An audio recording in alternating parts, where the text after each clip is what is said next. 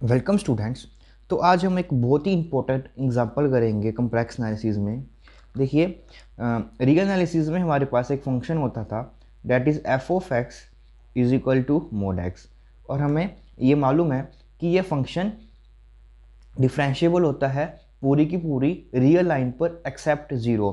ये ज़ीरो पर डिफरेंशिएबल नहीं होता, बाकी सभी जगह ये हमारे पास रियल में डिफरेंशिएबल होता है। तो उसी के कॉरस्पॉन्डिंग हमारे पास अब कम्प्लेक्स फंक्शन है that is f of z is equal to mod z. तो हमने ये फाइंड आउट करना है कि किन पॉइंट्स पर डिफरेंशिएबल होगा और किन पॉइंट्स पर डिफरेंशिएबल नहीं होगा। तो सबसे पहले हमने जो डिफरेंशिएबिलिटी की डेफिनेशन की थी वो देखते हैं। तो अगर z नोट मेरे पास कोई भी पॉइंट होता है that is z note plus यहाँ पर भी z note divided by delta z, अगर ये लिमिट हमारे पास एग्जिस्ट करती है तब हम कहते हैं कि जो फंक्शन है वो डिफरेंशिएबल होता है हमारा at z is equal to zero पे। तो सबसे पहले हम at z is equal to zero पे इस फंक्शन की डिफरेंशिएबिलिटी को चेक करते हैं। तो हमारे पास रिजल्ट क्या बन जाएगा, यहाँ पे ये ज़ीरो और ये बन जाएगा F of delta z minus, क्योंकि जेड नोट हमारे पास पॉइंट क्या आ जाएगा अब ज़ीरो, तो यहाँ पर zero divided by delta z, और ये किसके इक्वल हो जाएगा हमारे पास mod delta z minus f of zero हमारे पास क्या होगा zero divided by delta z and limit of delta z comes out to be zero. तो ये हमारे पास बन जाएगी limit delta z approaches to zero mod of delta z divided by delta z. और हमने लास्ट लेक्चर में ये किया था कि इसकी जो लिमिट है वो एग्जिस्ट नहीं करती, that is this limit does not exist. Fine. तो ये लिमिट्स हमने प्रूव की थी लास्ट लेक्चर में, दो इंपॉर्टेंट लिमिट्स प्रूव की थी। तो उसमें से एक लिमिट ये थी, तो वहाँ से आप इसका प्रूफ जाकर देख सकते हैं कि ये लिमिट एग्जिस्ट नहीं करती। ठीक, तो हमारी प्लेलिस्ट में वो लेक्चर नंबर 18 है हमारा, तो आप देख सकते हैं। ठीक, तो हमें ये पता चल गया कि जो हमारे पास अब ये f z is equal to mod z function होता है is not differentiable at z is equal to zero पे, तो वो डिफरेंशिएबल नहीं होता। आप इजीली इस मेथड से कर सकते हैं। अब हम चेक करेंगे कि क्या वो ज़ीरो के अलावा किसी और पॉइंट पर डिफरेंशिएबल है या नहीं। तो इस केस में हम क्या करेंगे, let z not be any non zero complex number. तो हम कोई भी एक आर्बिट्रली जेड नोट नंबर ले लेते हैं, यानी कॉम्प्लेक्स नंबर। तो डिफरेंशिएबिलिटी की अब हमारे पास डेफिनेशन क्या बन जाएगी, limit delta z approaches to zero. तो हम ये डेफिनेशन यूज़ करेंगे। तो ये देखिए फंक्शन हमारे पास क्या है मोड जेड, तो इसमें Z note plus delta Z लाएंगे तो हमें मिलेगा mode of Z note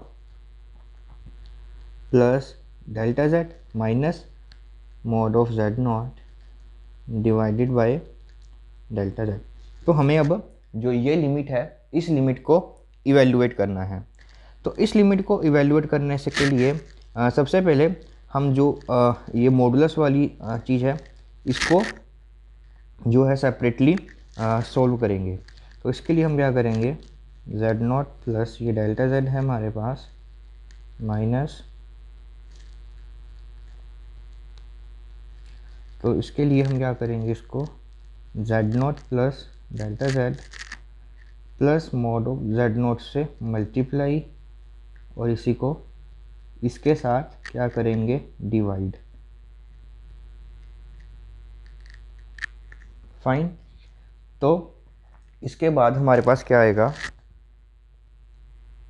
Z not plus delta z whole square minus, ये हमने वो रिजल्ट यूज़ किया that is a plus b into a minus b is equal to a square minus b square, और यहाँ से delta z, और ये आ जाएगा हमारे पास z not plus delta z mod plus mod of z not. तो यही कुछ हमारे पास इस तरह से आएगा। तो देखिए हमारे पास ये बन गया था। तो यहाँ पर अब हमारे पास क्या है, तो आगे हम ये रिज़ल्ट यूज़ करेंगे कि मोड z का होल स्क्वायर किसके इक्वल होता है, z इंटू जेड बार के। तो देखिए, तो ये हमारे पास बन जाएगा z0 plus delta z and z0 plus delta z बार। ठीक, तो हमें पता है कि जो ये बार होता है हम इसको अंदर सेपरेट कर सकते हैं। तो डायरेक्टली मैं इसको यहाँ से ऐसे लिख सकता हूँ, इसके आगे माइनस z0 एंड z0 बार, और जो ये नीचे है हमारा वो उसी तरह से सेम आ जाएगा, that is delta z into mode of z0 plus delta z plus z0 mode. तो ये बन जाएगा। तो अब हमें इसको मल्टीप्लाई करेंगे तो हमें मिल जाएगा z0 bar plus z0 delta z bar plus delta z0 bar and plus delta z bar minus z0 बार, और नीचे हमारा बिल्कुल उसी तरह से आ जाएगा delta z into plus fine.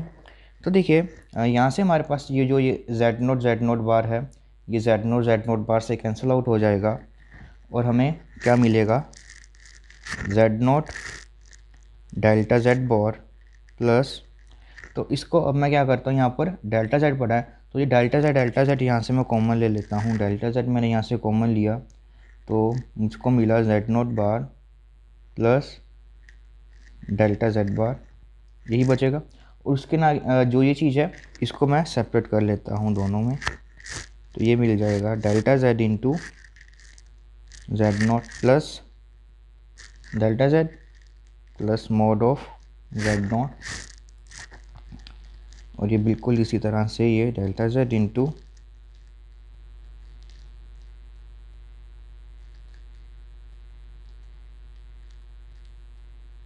तो ये आ जाएगा हमारे पास। फाइन, देखिए हमको जो रिक्वायरमेंट थी अब हमने उसको सिंप्लीफाई कर लिया। अब सिंप्लीफाई करने के लिए हमने जो हमारी लिमिट्स निकालनी थी उसको हमने सिंप्लीफाई कर लिया, और यहाँ पर हमने क्या करना था, that is limit delta z approaches to 0। तो अब हम delta z approaches to 0 limit जो है वो अप्लाई करते हैं, दैट इज़ जब डेल्टा z हमारा अप्रोच करेगा 0 पे तो देखिए क्या होगा। तो सबसे पहले देखिए यहाँ से डेल्टा z और ये डेल्टा z ये हमारे पास कैंसिल आउट हो जाएगा यहाँ से। ठीक, डेल्टा z और डेल्टा z यहाँ से हमारे पास कैंसिल आउट हो जाएगा, और इसको हम इस तरह से लिख सकते हैं, that is the limit delta z approaches to 0, ये आ जाएगा हमारे पास z0 plus delta z bar divided by mod of z0 plus delta z plus z0 bar. तो हमें अब जो है दिस लिमिट प्लस, और यहाँ से हमारे पास आ जाएगा delta z bar by delta z into z0 upon mode of z0 plus delta z plus z0 का मोड। तो अब हमें ये दोनों लिमिट्स हैं वो वैल्यूएट करनी है। तो यहाँ से आप देख सकते हैं कि जो देखिए अब ध्यान से देखने वाला ये स्टेप है, अगर मैं इसको डेल्टा z को यहाँ पर 0 को अप्रोच करता हूँ तो ये लिमिट तो मेरे पास एग्जिस्ट कर रही है, बट हमने प्रीवियस लेक्चर में किया था कि जो ये होता है इसकी लिमिट है वो एग्जिस्ट नहीं करती। ठीक, तो ओवरऑल इसकी लिमिट एग्जिस्ट कर रही है बट इसकी लिमिट है वो एग्जिस्ट नहीं करेगी, तो ओवरऑल इसकी भी लिमिट जो होगी हमारे पास वो एग्जिस्ट नहीं करेगी। ठीक, या इसको आप दूसरी तरह से भी कर सकते हैं, अगर हम मान लेते हैं कि इसकी लिमिट एग्जिस्ट कर रही है तो लॉन्ग एक्स एक्सिस और पैरेलल टू वाई एक्सिस दोनों वो भी लिमिट एग्जिस्ट करेंगी। तो अब हम क्या करते हैं, इनकी आप ये भी कह सकते हो कि हम इसकी लिमिट है जो वो parallel to x axis and parallel to y axis निकालेंगे तो वो दोनों अनइक्वल आएंगी हमेशा, ठीक है। आप वैसे भी कर सकते हो। अब हम क्या करते हैं, क्योंकि इसकी जो लिमिट होती है वो हमारे पास along x axis and along y axis तो एग्जिस्ट करती है, ठीक है। अब जैसे कि हमने किया था, अब हम इसकी लिमिट निकालते हैं पैरेलल टू एक्स एक्सिस। तो हमने देखा था कि जब हम इस फंक्शन की लिमिट निकालते हैं parallel to x axis, that is limit delta z approaches to zero, हमने लास्ट लेक्चर में किया था, इसकी लिमिट 1 आती है अलोंग एक्स एक्सिस। तो इसकी limit along x axis exist करेगी, इसकी भी करेगी। तो यहाँ से हमारे पास लिमिट है वो क्या बन जाएगी, अब यहाँ पर ये 0 हो जाएगा, ये 0 हो जाएगा, ये बन जाएगा हमारे पास जेड नॉट बार, ये 0 और ये मोड जेड, तो ये बन जाएगा हमारे पास 2 mode Z not along x axis. इसकी लिमिट हमारे पास 1 एग्जिस्ट करेगी, यहाँ पर डेल्टा जेड हमारे पास 0 हो जाएगा, तो इसकी लिमिट बन जाएगी हमारे पास z not divided by 2 mod of z not. तो ये लिमिट बन जाएगी इसकी। जब हम बात करेंगे parallel to y axis, y axis में क्या होता है कि इसकी लिमिट जो होती है वो -1 हो जाती है, हमने लास्ट लेक्चर में किया था। तो इस केस में इसकी लिमिट तो वैसे ही वैसी रहेगी हमारे पास, that is z not bar divided by 2 mod of z not, और यहाँ पर क्या आ जाएगा, माइनस आ जाएगा।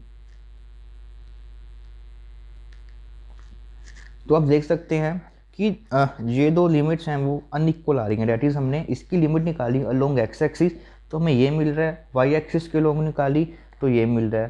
तो अब जो ये दोनों के दोनों लिमिट्स हैं वो कभी भी इक्वल नहीं होंगी, क्योंकि ये हमारे पास जो हमने पहले ही एज्यूम किया था कि जो जेड नोट पॉइंट है हमारे पास वो हम क्या लेकर चल रहे हैं, नॉट इक्वल टू 0। तो ये नॉट इक्वल टू 0 होगा सभी के सभी, तो ये दोनों तो सेम है, बट ये पूरी की पूरी नंबर जो होगा हमारे पास नॉन ज़ीरो हो जाएगा और ये कभी भी हमारी इक्वल नहीं रहेंगी। फाइन। तो इट मीन्स जो ये फंक्शन है हमारे पास मोड जेड वो किसी भी पॉइंट पे डिफरेंशिएबल नहीं है। That is the most important हमारे पास निकल कर ये आता है, that is f of z is equal to mod z is nowhere differentiable, ये किसी भी पॉइंट पर डिफरेंशिएबल नहीं है, ठीक है। रैदर कि जो एफ फंक्शन है इट इज़ कॉन्टीन्यूस एवरीवेयर, ये फंक्शन पूरे के पूरे कॉम्प्लेक्स प्लेन पे कॉन्टीन्यूस होता है बट किसी भी पॉइंट पर डिफरेंशिएबल नहीं होता। तो ये बिल्कुल ही डिस्टिंक्ट प्रॉपर्टी आई है हमारे पास जो हम फंक्शन रियल में पढ़ते थे, that is f of x is equal to mod of x. ये एवरीवेयर कॉन्टीन्यूस होता था, सिर्फ 0 पे डिफरेंशिएबल नहीं होता था, बाकी सभी पर डिफरेंशिएबल होता था। बट जो ये मोड जेड फंक्शन है वो हमारे पास कॉन्टीन्यूस एवरीवेयर तो है बट किसी भी पॉइंट पर ये डिफरेंशिएबल नहीं है, ठीक है। तो एग्ज़ाम में बहुत बार इस पे क्वेश्चन आता है, ठीक। तो इसको आप अच्छे से ज़रूर करें। और जो भी हमारे पास हैंड रिटन नोट्स हम प्रिपेयर कर रहे हैं वो हम रेगुलरली वेबसाइट पर डालते रहते हैं और उनका जो लिंक है वो आपको नीचे प्लेलिस्ट में मिल जाएगा, हमारा डिस्क्रिप्शन बॉक्स में आपको उसका लिंक मिल जाएगा, तो वहाँ से आप देख सकते हैं। और अगर वीडियो आपको अच्छी लग रही है हमारी तो लाइक करना मत भूलें वीडियो को, और चैनल को सब्सक्राइब एंड शेयर करें अपने फ्रेंड के साथ।